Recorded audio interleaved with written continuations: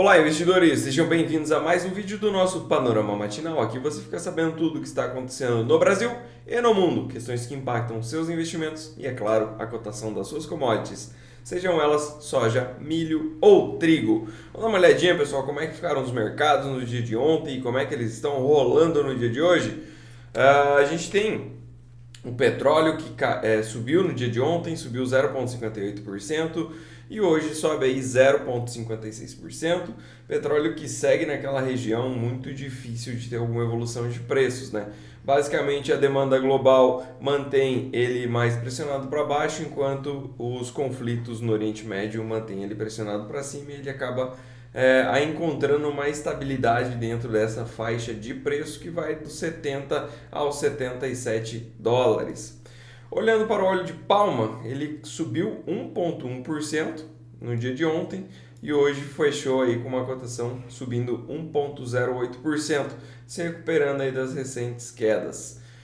O óleo de soja subiu no dia de ontem 1,34%, hoje já vai subindo mais 1,15%.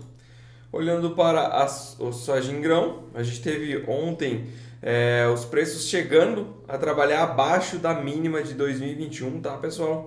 Finalmente encontrou aquele patamar do 11,80, né? O mercado chegou a trabalhar a 11,79, fazendo a menor mínima aí desde 2021. Mas tocou lá e rapidamente conseguiu se recuperar. Também a gente teve o óleo de soja e o farelo ajudando a puxar a soja para cima.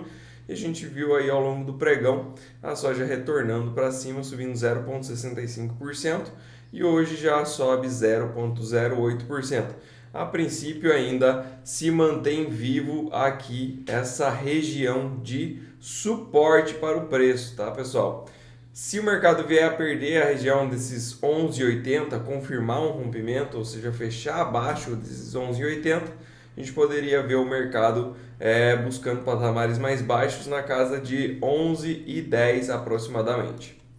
Olhando para o farelo de soja, a gente teve ontem, como eu comentei, um dia de alta, né? Subiu 1,21% e hoje aí vem fazendo uma queda leve de 0,53%. Encontrou alguma resistência na média de 20 períodos, também numa região aqui onde houve bastante briga, né? Na casa dos 362 dólares por tonelada curta. O trigo que sofreu ontem, né, foi das commodities a única que caiu aí.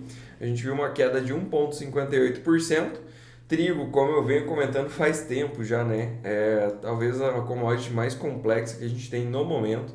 Não está conseguindo desenvolver para nenhum dos lados.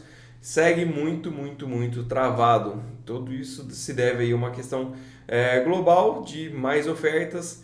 E também a gente tem uma dificuldade dos Estados Unidos em estar exportando o seu trigo. O milho ontem fechou no 0 a 0, estável mesmo, e hoje vem fazendo uma alta de 0,28%. Lembrando, tudo isso aqui é na Bolsa de Chicago, tá, pessoal? E no momento ainda é o pregão noturno, ou seja, a gente ainda tem todo o pregão regular para rolar e ver o que vai acontecer com essas commodities.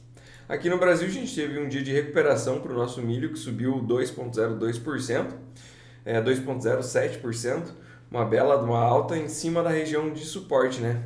Confirmando finalmente que essa região, por quê? Porque ela conseguiu fazer mínimas e máximas mais altas do que as anteriores. A princípio o mercado teria espaço para vir buscar algo na região dos R$ 66 por saca num primeiro momento, e depois, quem sabe, alcançar patamares mais altos. Olhando para as bolsas, a gente viu o S&P, né, inacreditavelmente, ele não para de fazer máximas, mas ontem aí, apesar de trabalhar no campo negativo, acabou fechando bem próximo do 0 a 0, apenas 0,36% de queda. E a Nasdaq também fez um movimento muito semelhante, chegou a estar trabalhando mais no negativo, mas encerrou aí o pregão com 0,13% de queda apenas, muito estável mesmo. E aqui no Brasil, a gente foi na contramão do mundo, chegamos a estar caindo também, mas acabamos encerrando o pregão aí com uma alta de 0,32%. Para o dia de hoje, a gente tem Ásia e Pacífico subindo muito mesmo. Xangai subindo 3,23% e Hang Seng subindo 3,96%. São as duas bolsas lá da China, as mais proeminentes. A gente tem também para Ásia-Pacífico, os demais caindo cerca de 0,58%. Japão, Coreia do Sul e Austrália. O que fez a China em si subir, né? A princípio, os planejadores, os governantes, chame como preferir, estão com uma ideia de fazer a criação do fundo, estender ele, né? Porque o fundo ele já foi anunciado em janeiro, mas estender os planos de subsídio para esse fundo aí na casa de $1 trilhão. Tá? Então, a princípio, eles falavam em 1 bilhão de yuans, 2 bilhões de yuans, isso aí vai dar mais ou menos 1 milhão de dólares. E agora eles estão pensando já em colocar na casa dos 10 bilhões de yuan. Aliás, refalando os números, então a princípio em janeiro tinha sido anunciado essa ajuda para fundos para compra de ativos de risco, no caso ações, na casa de 2 trilhões de yuans. Isso convertendo vai dar mais ou menos 621 bilhões de dólares. Agora, a perspectiva do partido é aumentar isso para casa de 10 trilhões de yuans, que vai fechar aí a conta de 1 trilhão de dólares. Então, é muita coisa mesmo. Então, a princípio, isso se deve para que os investidores estrangeiros continuem no país e não acabem impactando numa retirada, numa debandada ainda maior e impactando ainda mais o câmbio lá na China, que vinha assim, sendo bastante afetado, né?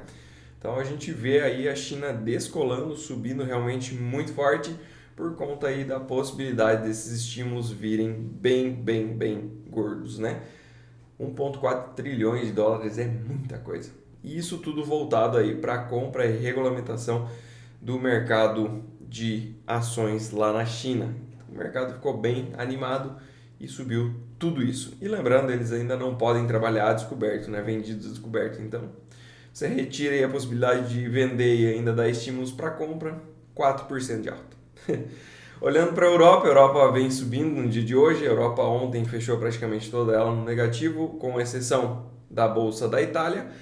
E hoje a gente vê um dia de recuperação, subindo em média 0,2%. Eurostock sobe 0,12% e o destaque de alta fica para a Bolsa de Londres, que sobe 0,38%.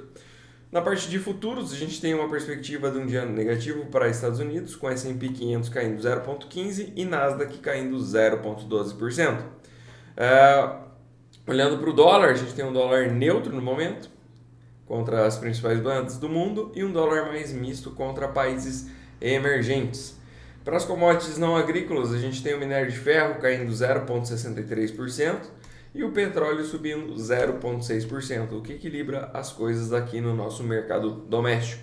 Na parte da agenda, pessoal, não temos nada relevante no dia de hoje. Um grande abraço a todos, não esqueçam de compartilhar esse vídeo, deixar o seu like, se inscrever e, claro, ativar o sininho para receber uma notificação sempre que tivermos uma nova publicação.